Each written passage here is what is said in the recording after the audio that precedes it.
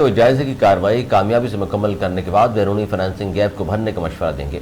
پاکستان اور IMF کے سرکردہ افسران کے مابین اسٹاف لیول معاہدے کے لیے $3 ارب کے SBA پروگرام کے تحت اسٹاف لیول مذاکرات 2 نومبر سے جاری ہیں اور اس حوالے سے بات چیت 15 نومبر تک مکمل ہوگی۔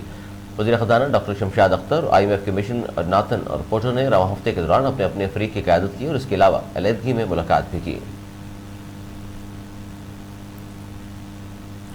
چیئرمین پیپلز پارٹی بلاول بھٹو زرداری کا کہنا ہے کہ جب تک نون لیگ کا بیانیہ ووٹ کو عزت دو تھا ہم ساتھ چلے تھے، جب بیانیہ تبدیل ہوا تو ساتھ چلنا مشکل ہو گیا۔ کراچی میں میڈیا سے گفتگو کرتے ہوئے بلاول بھٹو زرداری نے کہا کہ MQM اور نون لیگ کے اتحاد کا نقصان دونوں جماعتوں کو ہوگا۔ نہ شہباز شریف کو زبردستی وزیر اعظم بنوایا، نہ کسی کو وزیر بنوایا۔ ہمارا تو ہمیشہ تو موقف ہے کہ الیکشن ہوں، لیکن کسی اور کا پہلے کچھ اور اب کچھ اور موقف ہے۔ بلاول بھٹو نے کہا کہ لیول پلینگ فیلڈ ہو یا نہ ہو، الیکشن پیپلز پارٹی جیتے گی۔ یہ پہلی بار ہوگا کہ وزیر اعظم، وزیر اعلیٰ سندھ اور میئر کراچی جیالہ ہوگا۔ کراچی کے عوام پیپلز پارٹی کے ساتھ ہیں۔ پیپلز پارٹی کو کسی الیکشن میں لیول پلینگ فیلڈ نہیں ملی۔ انہوں نے کہا کہ ہمارا رابطہ عوام سے ہے، جبکہ دوسروں کا رابطہ خصوصی سلیکشن کمیٹی سے ہے۔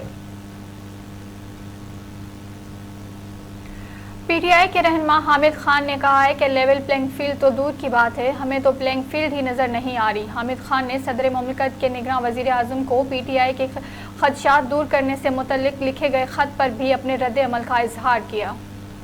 اپنے رد عمل میں انہوں نے کہا ہے کہ بے بسی کا عالم یہ ہے کہ صدر مملکت کو نگراں وزیر اعظم سے درخواست کرنا پڑ رہی ہے۔ ان کی درخواست نہیں بلکہ واضح آرڈر دینا چاہیے تھا۔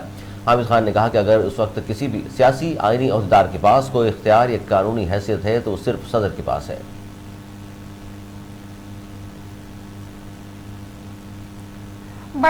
برطانوی رکن پارلیمنٹ ناز شاہ پارلیمنٹ میں غزہ کے بچوں کی حالت پر زار بیان کرتے ہوئے آبدیدہ ہو گئی۔